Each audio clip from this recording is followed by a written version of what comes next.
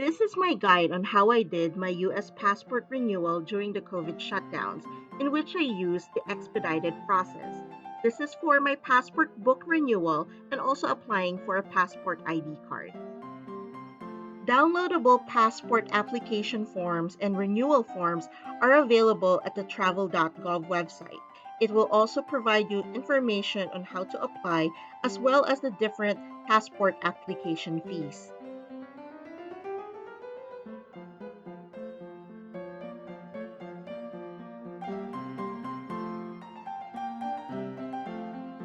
The fees for my renewal totaled at $200. I paid for the passport renewal as well as for an ID card and did the expedited fee of $60.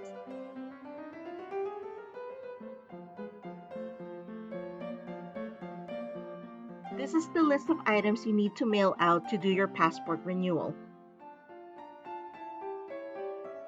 The processing time for my expedited passport renewal was about 5 weeks, in which on December 4th I mailed out the application forms and documents, and by January 16th I received my passport book and ID cards.